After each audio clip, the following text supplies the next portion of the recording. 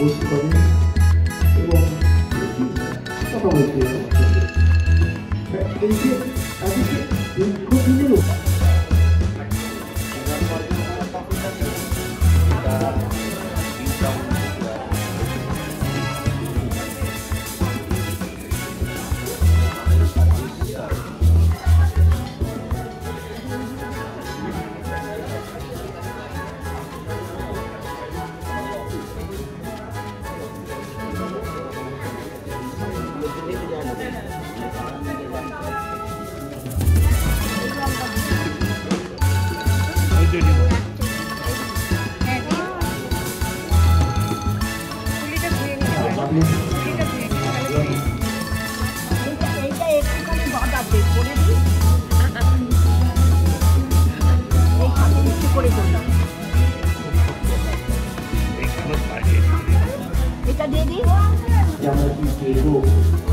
জন্মদিন উপলক্ষে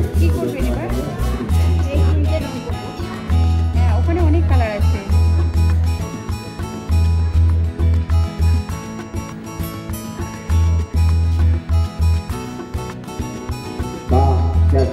অনেক ডালপালা আছে, অনেক বড় ছড়ায় বসে আমরা রং করতে পারি, ছায়া করতে পারি এইরকম।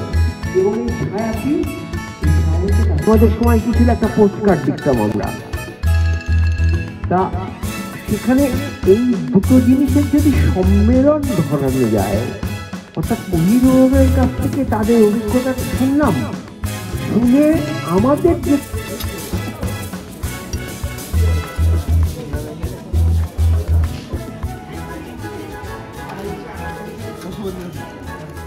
আজকে আপনি এখানে আছেন, এত সুন্দর করে পেন্টিং করছেন এবং মানে একটা আলাদা আমেজ এখানে দেখতে পাচ্ছি। তো প্রথমত কেমন লাগছে এবং আপনি তো দীর্ঘদিন এই জায়গার সঙ্গে যুক্ত, যদি একটু আমাদেরকে বলেন এই জায়গাটি নিয়ে। বয়স হয়ে গেলে একটা একাকিত্ব বোধ হয়, তো প্রয়োজনটা আছে কিনা নিজের, আর আমাকে আর কিছু হবে কিনা এরকম একটা বোধ জন্মায়। আমারও বয়স হচ্ছে, তো আমি সেজন্য আঁকতে বসেছি নতুন করে। প্রায় 40 বছর পরে বোধহয় তুলি ধরলাম।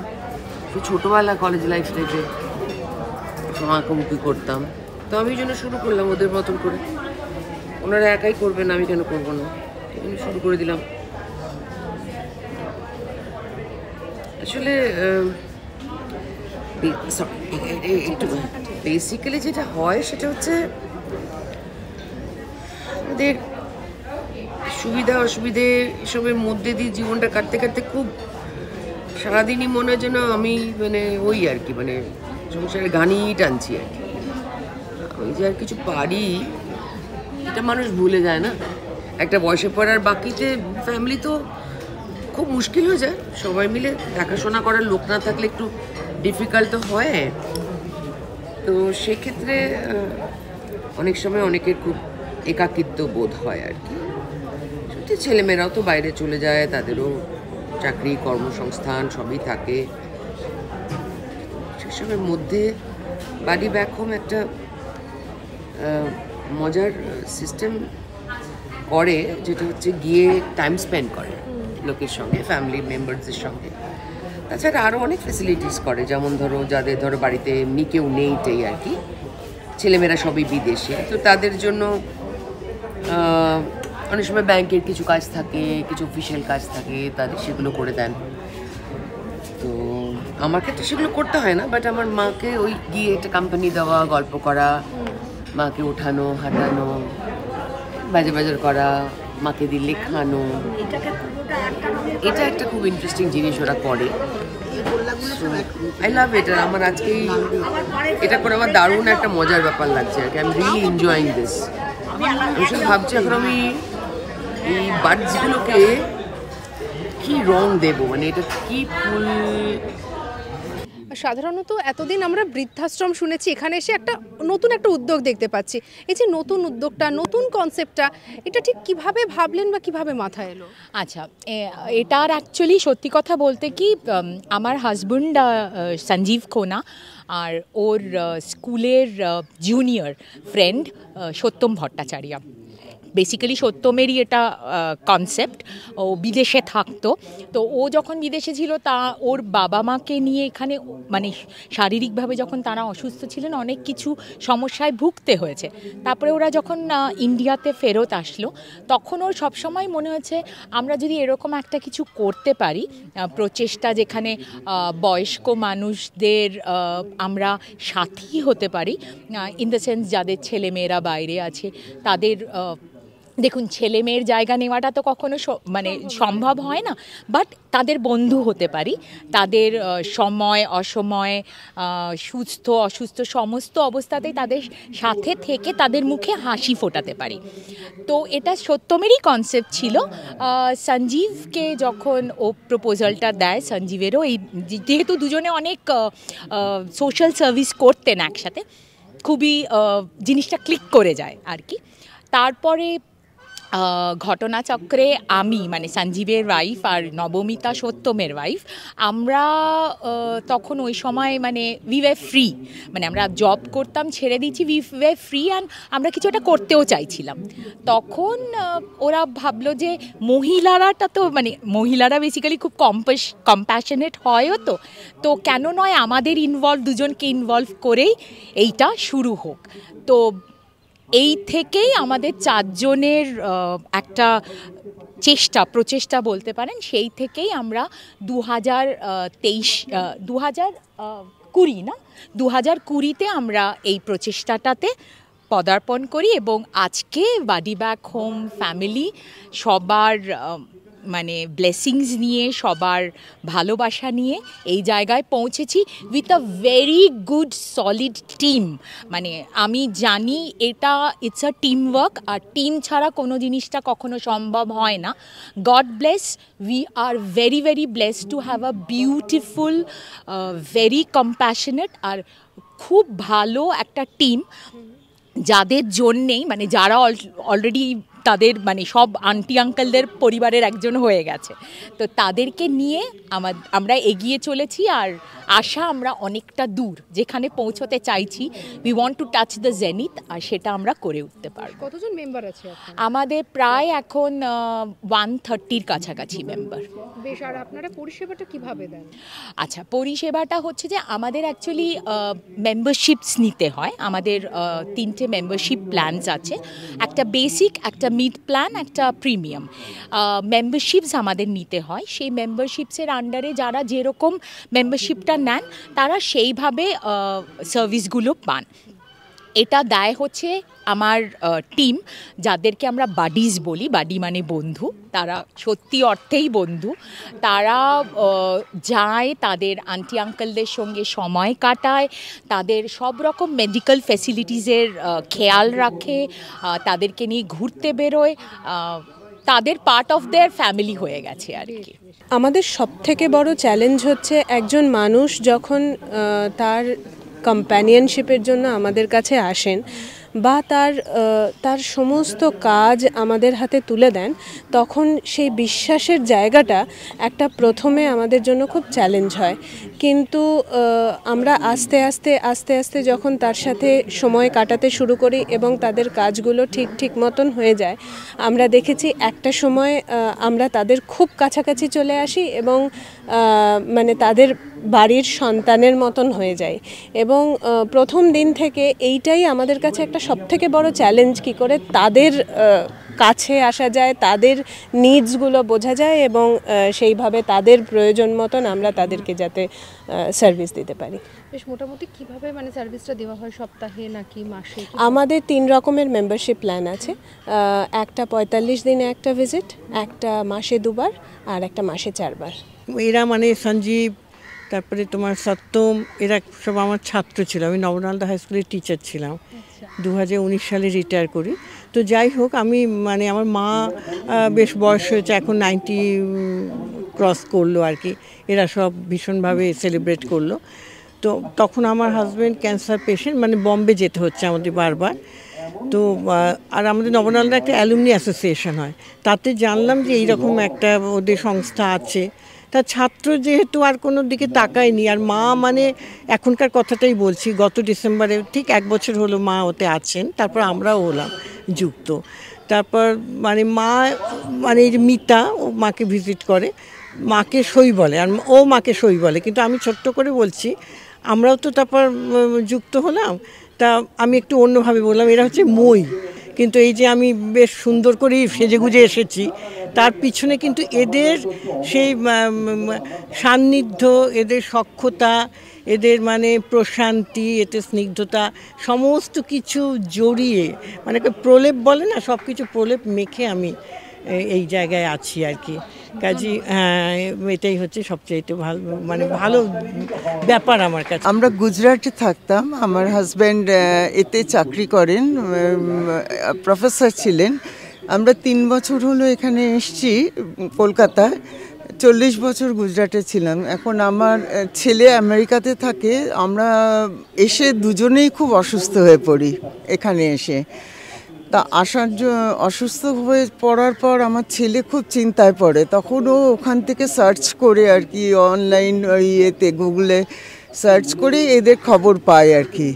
তারপর ও ওখান থেকেই ব্যবস্থা করে দেয়, এবং তারপর আমি এত উপকার পেয়েছি এদের কাছ থেকে। আমরা মানে খুব লোনলিনেস ফিল করতাম, ভীষণ রকমভাবে মানে অবসাদে ভুগতাম দুজনেই, কিন্তু মানে এদের সান্নিধ্য পেয়ে আমরা ভীষণ মানে খুশি, খুব মানে অনেকটা মানে করেছি। আর এরা এত মানে অতিথি মানে কি বলবো, মানে ভীষণ হোমলি এবং ভীষণ এই আর কি, মানে ওদের হসপিটাল বন্ধুত্ব তো বটেই।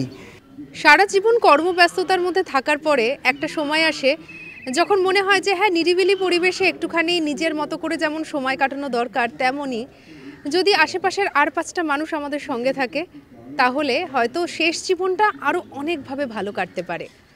কিন্তু সবার ক্ষেত্রে হয়তো সেটা হয়ে ওঠে না, কারণ আমরা নতুন প্রজন্ম এতটাই বেশি ব্যস্ত আমাদের নিজেদের পরবর্তী জীবন নিয়ে বা আমাদেরও জীবন যুদ্ধে, তাই হয়তো আমরা সেই মানুষগুলোকে কোথাও একটা গিয়ে সময় দিয়ে উঠতে পারি না। কিন্তু এই একাকিত্ব থেকে এই বয়সের মানুষগুলোকে রক্ষা করার জন্য একটা নতুন প্রয়াস নেওয়া হয়েছে, আর সেই নতুন প্রয়াস যারা নিয়েছে তাদের এখানে আজকে আমরা এসেছি বাডি ব্যাক হোমের তরফ থেকে আয়োজন করা একটি বিশেষ অনুষ্ঠানের, এবং বলা ভালো সবাইকে একসঙ্গে নিয়ে আনন্দ করে হই হই করে একটা পিকনিকের। আমার সঙ্গে এই মুহূর্তে আরও অনেকে রয়েছেন যারা এখানকার অনেক পুরনো সদস্যা, তাদের মুখ থেকেই বরঞ্চ চলুন আমরা একটু শুনে নিই যে বাডি ব্যাক হোম আসলে কি, বা ওনারা আগে কেমন ছিলেন, এখন ওনারা কেমন আছেন। একদম তুমি করি তোমাকে আমি। হ্যাঁ নিশ্চয়ই নিশ্চয়ই। কেমন লাগছে বলো, আগে বলো এখানে এসে তোমার এখানে তো ভীষণই ভালো লাগছে, তো কোনো বলবার অপেক্ষাই রাখে না। এত ভালো পরিবেশ, এত সুন্দর মানে ব্যবহার, সবটা মিলিয়ে খুব ভালো আনন্দ করছি। তুমি আগে বলো কোথায় থাকতে, মানে কোথায় তুমি থাকো, বা আগে তোমার জীবনটা কেমন ছিল, কি কি কষ্ট ছিল?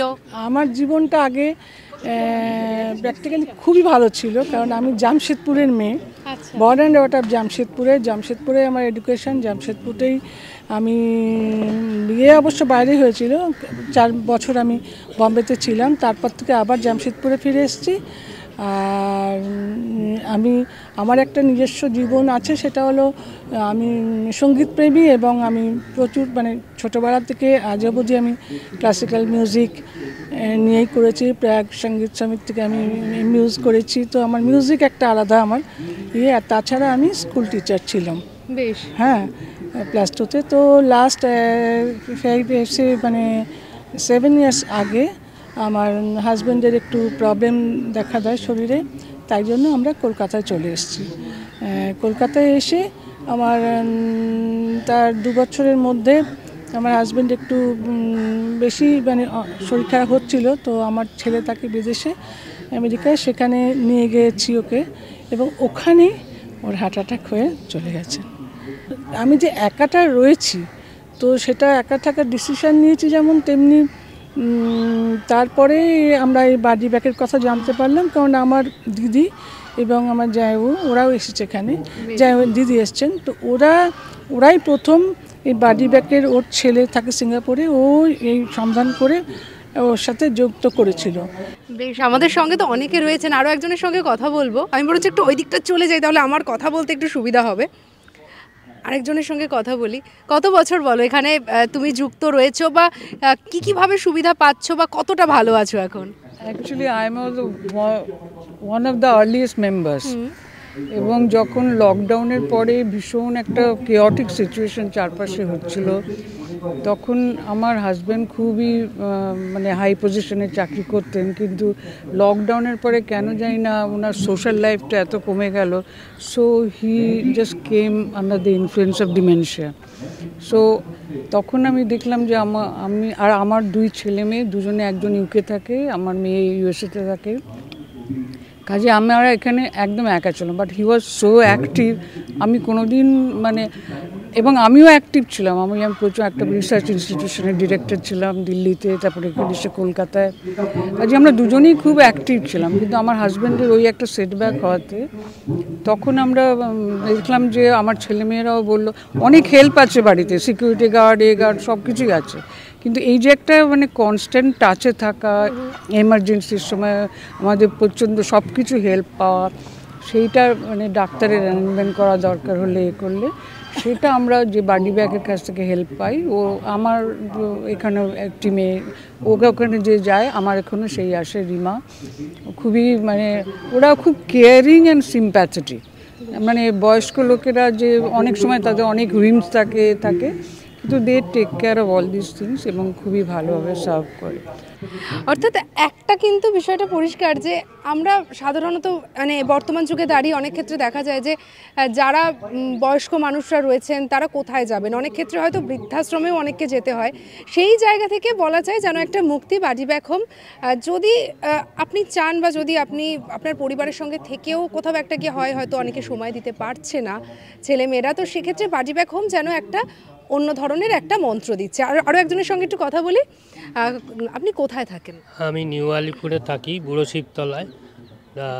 আমি গত ডিসেম্বর মাসে এই বাডি ব্যাক হোমের সঙ্গে যুক্ত হয়েছি, এবং যুক্ত হওয়ার কারণ একটাই, সেটা হচ্ছে যে আমি রেলওয়েতে সার্ভিস করতাম। আমি 17 সালে রিটায়ার করে যাই। রিটায়ার করে যাওয়ার পর আমার ছেলে চাকরিতে বাইরে থাকে, তার ফলে আমার হাজব্যান্ড ওয়াইফ একাই বাড়িতে থাকতাম, এবং একাকিত্ব আমাদেরকে প্রচণ্ডভাবে চেপে ধরেছিল, যার জন্য আমরা সব সময় চিন্তা করতাম যে কিভাবে আমরা একাকিত্বটাকে সরাবো। তো তখন আমরা ওইখানে মেম্বারশিপ নিলাম। মেম্বারশিপ নেওয়ার পর তারপরে তাদের যে ব্যবহার এবং তাদের যে প্রতি মাসে 2 বার করে যেতেন, গিয়ে আমাদেরকে দেখাশোনা, এবং এই 1 মাসের মধ্যে আমরা যা পেয়েছি সেটাতে আমরা অনেকটা একাকিত্ব কেটে উঠেছে, এবং আমরা দেখতে পাচ্ছি আমাদের রাত বিতে কোনো প্রবলেম হলে ওনাদের হেল্প আমরা পাচ্ছি। সেই জন্য আমরা চাইছি যে এরকম একটা অর্গানাইজেশন আমরা আগে জানতাম না, জানলে আরও আগে হয়তো আমরা মেম্বারশিপ নিতাম। এই বাডি ব্যাক হোমে আমরা মেম্বারশিপ নিয়ে অনেক উপকৃত হয়েছি। ধরুন রাত বিরাতে যখন যদি কোনো সমস্যা হয়, যেটা একটা বড় সমস্যা দেখা যায়, এখন আমাদের কাছে হয়তো অ্যাপ ক্যাপ সবই আছে, তারপরেও এই যে ফোনের মাধ্যমে যে যোগাযোগটা করা, সেটা অনেক ক্ষেত্রে বয়স্ক মানুষরা করে উঠতে পারে না। তো সেক্ষেত্রে এই রকম বিপদের সময় সেক্ষেত্রে তখন কিভাবে এরা কমিউনিকেট করছে? এরা ওই ফোনের মাধ্যমেই কমিউনিকেট করতে হবে, কারণ ওনাদের যে বাডি ব্যাক হোমের যে ইনচার্জ আছেন তার নাম্বার এবং তাদের সমস্ত নাম্বার আমাদের বাড়িতে একটা কার্ড করে ওনারা দিয়ে দিয়েছেন, যেগুলো আমাদের সামনে রাখা থাকে। যদি কোনো রকম অসুবিধে হয় সঙ্গে সঙ্গে সেই নাম্বারে ফোন করলে ওনারা সঙ্গে সঙ্গে তার অ্যাকশান নেন, এবং তার যা দরকার তার ব্যবস্থা ওনারা করেন, এবং ওনাদের নিজস্ব অ্যাম্বুলেন্স এবং নিজস্ব ডাক্তার ফাক্তার সমস্ত অ্যারেঞ্জমেন্ট আছে, যার জন্য ওনারা এসে সঙ্গে সঙ্গে তাকে যা ব্যাকআপ দেওয়ার সে ব্যাকআপের ব্যবস্থা করেন। আমি রিসেন্টলি জয়েন করেছি ওনার মধ্যে, প্রায় ডিসেম্বরের লাস্ট উইকে। আচ্ছা, তবে এখানে জয়েন করার পরে একটা জিনিস আমি বুঝতে পারছি, মানে মনে হচ্ছে এখানে এসে যে আমরা শুনি বয়স এগিয়ে যায়, কিন্তু আমার তো মনে হচ্ছে বয়সে আমরা পিছিয়ে আসছি, বাডি ব্যাকের সঙ্গে ব্যাক করছি বয়সের সঙ্গে। তো যাই হোক, আমার ভালো লাগলো এখানে এসে, এবং এদের যে স্বাভাবিক আন্তরিকতাটা যেটা, সেটা আমার ভালো লেগেছে। অর্থাৎ একটা বিষয় কিন্তু পরিষ্কার, এই যে উদ্যোগটা কিন্তু একটা অভাবনীয় উদ্যোগ। এতদিন তো আমরা বৃদ্ধাশ্রমের একটা কনসেপ্ট শুনেছি, অনেকে আবার আমরা মনেও করি যে কেন বৃদ্ধাশ্রম কেন, তো সেক্ষেত্রে বলা যেতে পারে না, কোনো ওল্ড এজ হোম নয়, কারণ বাডি ব্যাক হোম তো রয়েছে। আর মহিরুহ আজকে যে 2024 মহিরুহ এই যে আয়োজনটা যেন একটা অনবদ্য আয়োজন, তো সেক্ষেত্রে বলা যেতে পারে যে বাড়ির যারা বয়স্ক মানুষরা রয়েছেন তাদের যেন নতুন করে বেঁচে থাকার, এবং ওই যে আমি একজনের সঙ্গে কথা বলছিলাম, উনি যেমনটা বলছিলেন যে বয়স যেন বাড়ছে না, বয়স যেন কমছে, তো বয়স কমানোর যেন একটা নতুন মাত্রা এনে দিয়েছে। অবশ্যই দেখতে থাকুন আজ তাক বাংলা, লাইক করুন, শেয়ার করুন, সাবস্ক্রাইব করুন।